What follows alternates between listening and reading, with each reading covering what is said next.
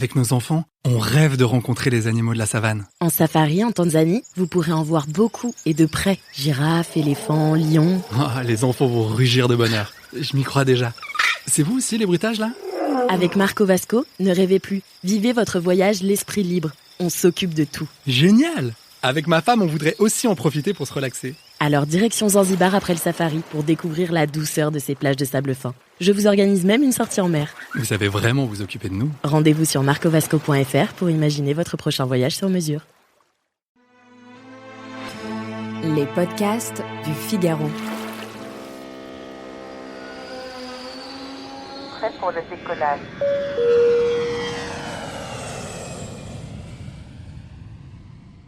Bonjour, bienvenue dans Question Voyage, le podcast qui vous aide à partir plus ou moins loin, l'esprit serein. Avec nous aujourd'hui, François Ledoz, bonjour. Bonjour.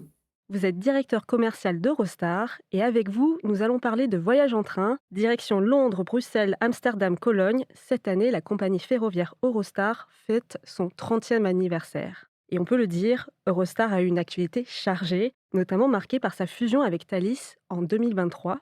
Aujourd'hui, que l'on comprenne bien, Eurostar, c'est combien de destinations desservies en Europe ? Alors aujourd'hui, Eurostar, effectivement, on combine les destinations historiques d'Eurostar, qui était l'Eurostar qui traversait seulement la Manche, et qui avait donc Londres, Paris, Bruxelles, Amsterdam, notamment, et Rotterdam, mais aussi les destinations de ce que desservait Thalys, dont la marque aujourd'hui a disparu et se retrouve sous la marque Eurostar, c'est-à-dire des voyages entre Paris, Bruxelles, Anvers, Liège, Rotterdam, Amsterdam, Cologne, Dortmund. Donc on est avec une douzaine de destinations grosses villes, plus quelques destinations également saisonnières, dans les Alpes notamment. Je voulais aussi vous poser une question, c'est un peu l'une des rengaines des voyageurs, le prix, notamment sur le Paris-Londres. Pourquoi Eurostar c'est aussi cher ? Il y a plusieurs raisons pour ça. Tout d'abord, je pense que si on parle de tarification, la manière dont on tarifie les billets, donc c'est dynamique, comme beaucoup d'opérateurs dans le secteur des transports, que ce soit les trains, les TGV, les compagnies aériennes, l'hôtellerie, les réservations de voitures. Donc tout ça est dynamique et basé sur la demande. C'est-à-dire que plus la demande est forte, plus les trains se remplissent, plus il y a de réservations, plus le prix des billets augmente. Donc c'est vraiment lié à la demande. Il y a un appétit des gens qui sont prêts à payer un certain montant et donc les entreprises dans le secteur du voyage jouent là-dessus, et c'est-à-dire que les prix augmentent. C'est aussi pour s'assurer que, vous savez, la capacité est limitée, le nombre de trains qu'on peut faire tourner, même si on va essayer de produire un maximum, est limité. Et donc en période de pointe, c'est aussi une manière de s'assurer qu'il restera aussi des places jusqu'au dernier moment pour des gens qui ont des besoins de dernière minute avec la possibilité de payer plus. Donc c'est vraiment très dynamique. Ça permet aussi d'avoir des petits prix. Ça permet aussi de diriger les gens, les clients vers des moments qui sont moins chargés, où il y a plus de disponibilité, où ça va aussi peut-être plus agréable de voyager parce que les trains seront moins chargés. Donc ça a aussi ses avantages, parce qu'on parle souvent des billets qui sont très très chers. Mais il y a aussi des billets qui sont pas du tout chers et c'est aussi essayer de guider la demande, les gens, vers les moments qui sont moins chargés, qui sont moins demandés, ou parce qu'on est une entreprise qui opère toute l'année, on va continuer d'opérer, on va avoir des trains qui tournent, etc. Et on a tout intérêt à les remplir, même si c'est avec des billets moins chers. Donc ça marche dans les deux sens. L'autre chose que je voulais dire aussi, donc il y a le côté dynamique, basé sur la demande, puis il y a aussi la structure de coût. C'est-à-dire que Eurostar, quand même, vous parlez du Paris-Londres, là, qui est un exemple particulier. On traverse le tunnel sous la Manche, on traverse plusieurs infrastructures, le réseau français, le tunnel sous la Manche, qui est une entité qui est complètement séparée d'Eurostar. Voilà, c'est Getlink qui a Eurotunnel et qui est l'exploitant qui gère cette infrastructure. Et nous, on emprunte le tunnel, c'est-à-dire qu'on paye des droits d'accès, on paye l'infrastructure comme un péage d'autoroute, on va dire. Et ensuite, l'infrastructure aussi au Royaume-Uni qui est particulièrement chère par rapport à ce qu'on peut trouver en Europe. Donc, il y a quand même toute une structure de coûts derrière qui est plus élevée sur du Paris-Londres et effectivement, ça va quand même cranter un petit peu les prix plus élevés, même si on a quand même des prix aujourd'hui qui commencent à 44 € par exemple pour des Paris-Londres. Également aussi, on a noté une très forte augmentation des prix, notamment sur Bruxelles, Cologne et Amsterdam. Comment on peut justifier cette hausse ?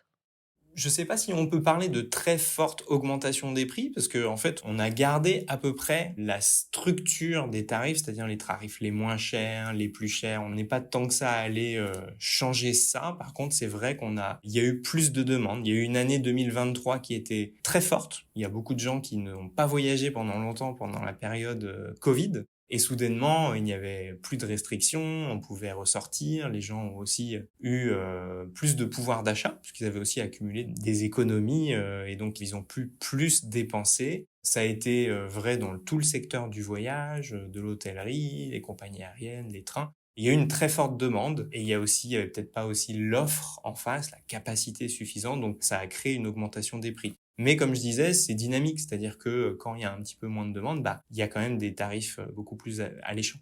Continuons à parler prix. Vous avez relancé la plateforme Snap. La promesse est simple. Le voyageur choisit la date, Eurostar choisit l'heure. À la clé des billets avec des réductions jusqu'à 50%. Seule contrainte, il faut être ultra flexible. Pourquoi avoir relancé cette plateforme qui existait déjà il y a quelques années ?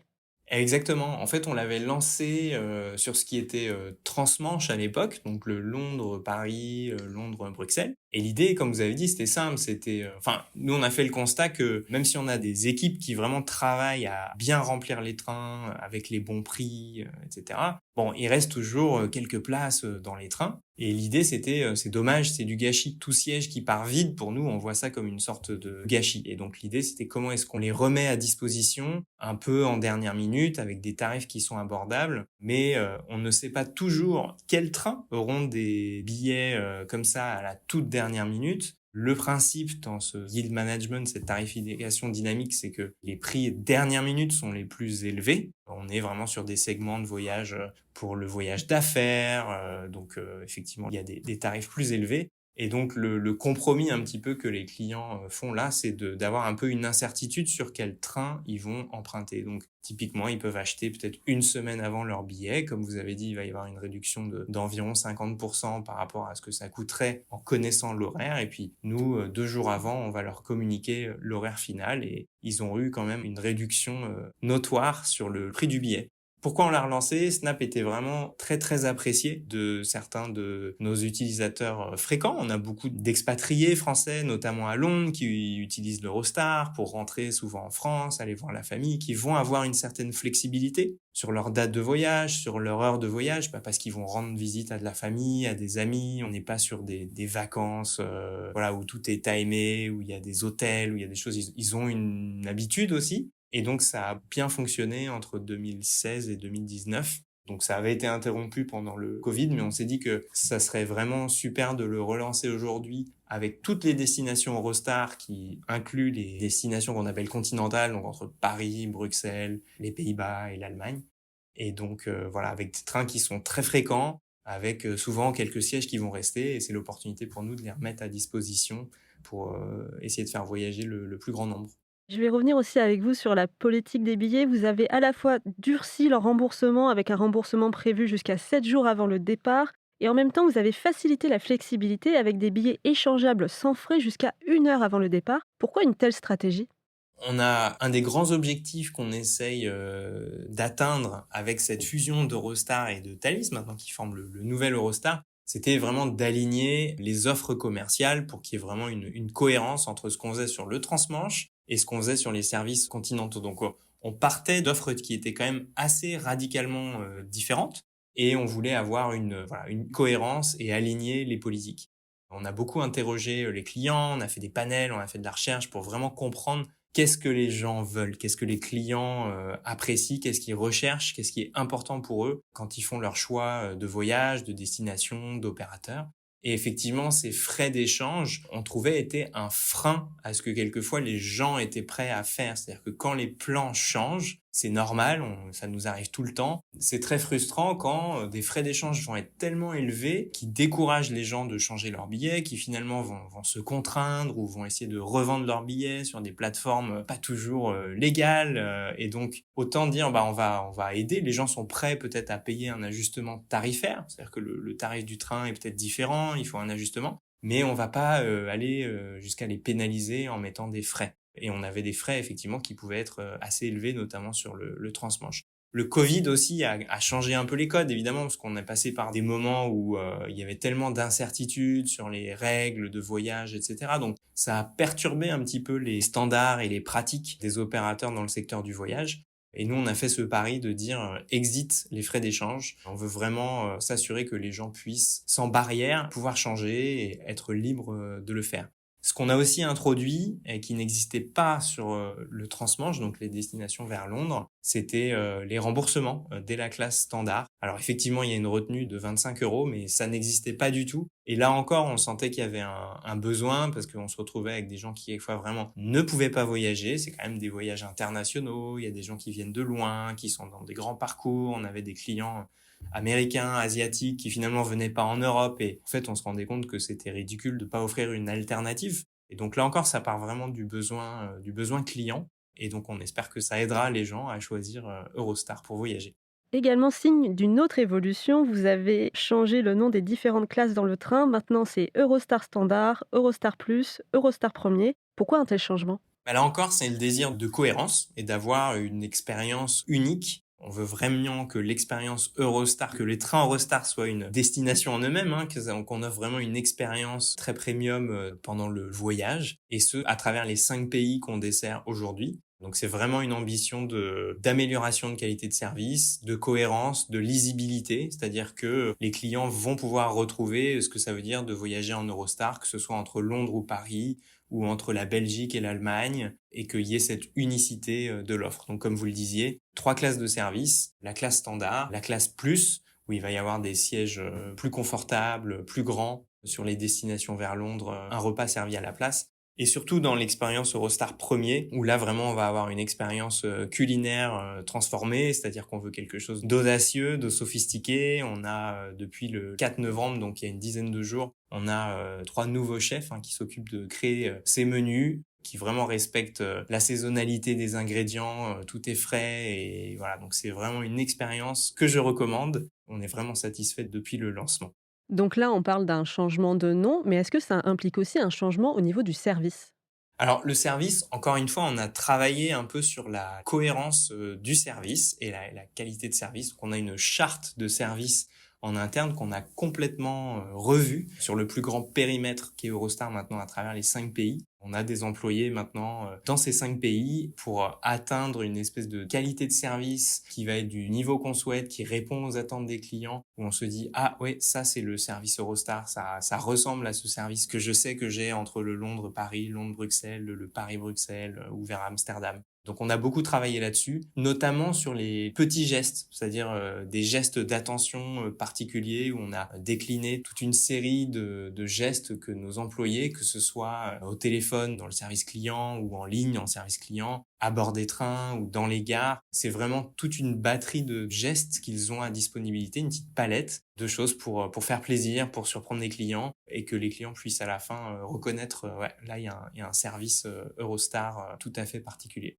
Parlons d'un autre service Eurostar, le programme de fidélité. Comment s'articule-t-il aujourd'hui avec la fusion avec Thalys? On avait 2 programmes, effectivement, un qui venait d'Eurostar, qui s'appelle toujours Club Eurostar. Et en fait, on a intégré le programme qui venait de Thalys, qui s'appelait My Thalys World, sous ce programme de Club Eurostar. Il s'articule autour de 4 statuts. Donc, il y a un statut d'entrée accessible à tous et tout le monde peut rentrer dans le programme. Et ensuite, on a, au fur et à mesure que les clients voyagent de plus en plus, des statuts avec de plus en plus d'avantages, notamment des accès au salon au départ de Paris, de Londres, de Bruxelles et d'Amsterdam, donc nos 4 villes majeures avec des salons vraiment premium qui ont été complètement repensés sur le modèle de ce qu'on faisait sur le transmanche. Des coupe-fils pour aller plus vite au check-in sur les parcours transmanche et à la sécurité et au contrôle passeport, mais aussi une flexibilité d'accès pour les clients qui ont le statut le plus élevé qui s'appelle étoile, une possibilité par exemple de monter à bord de n'importe quel train sur une journée sur les destinations entre Paris, la Belgique, les Pays-Bas et l'Allemagne. L'autre aspect de ce programme de fidélité, c'est aussi la possibilité d'accumuler des points à chaque fois que vous voyagez. Et ces points, ils peuvent être convertis en des surclassements ou en des réductions qui permettent de voyager pour moins cher, ou même des voyages complètement gratuits avec aucune restriction sur quel train vous pouvez choisir comme voyage gratuit. Vous évoquiez à l'instant la sécurité, le contrôle passeport. Et c'est justement toute la question de la logistique pour le Paris-Londres. Il faut arriver souvent très tôt pour prendre le train, en moyenne entre 1 heure et 1 h 30. Est-ce qu'il n'y a pas un projet pour essayer de rationaliser ce temps d'attente? En gros, qu'on attende moins. Ce qu'on a tendance à oublier quand on prend l'Eurostar et qu'on traverse la Manche, c'est que la petite prouesse qu'on fait à chaque fois dans la gare de départ, c'est qu'on fait passer aux clients 2 frontières d'un coup. C'est-à-dire que vous allez passer 2 types de contrôles, toujours le premier contrôle du pays dont vous sortez et dans la foulée le contrôle du pays dans lequel vous rentrez. À l'opposé de ce qui se passe dans les aéroports où finalement on a le contrôle du pays de sortie au départ et puis dans l'aéroport d'arrivée, à l'arrivée on a encore des contrôles. Ce qui fait qu'en Eurostar on arrive, quand on est à destination, quand on arrive à Londres, hop on sort de la gare, il y a plus aucun contrôle. Donc effectivement il y a un gain de temps à l'arrivée et quelquefois il y a un petit sacrifice à l'aller parce qu'il y a un petit peu plus de contrôle. Depuis le Brexit et quelques formalités en plus, c'est que tout le monde ne peut pas utiliser forcément les mêmes lignes ou les mêmes machines pour scanner les passeports. Effectivement, nous, on cherche l'optimum, on cherche à vraiment améliorer ces flux. On va notamment, donc il y a l'introduction bientôt par l'Union européenne d'un système d'entrée-sortie de l'espace Schengen qui nous concerne donc pour la destination Londres. Donc il s'agit de digitaliser un petit peu tous ces passages de frontières et nous, on va en faire de même en proposant des plages horaires d'arrivée à la gare afin de pouvoir réserver sa plage horaire pour passer à la machine et passer à la frontière et ensuite pouvoir passer dans son train. L'idée étant vraiment d'optimiser en fonction des besoins de chacun.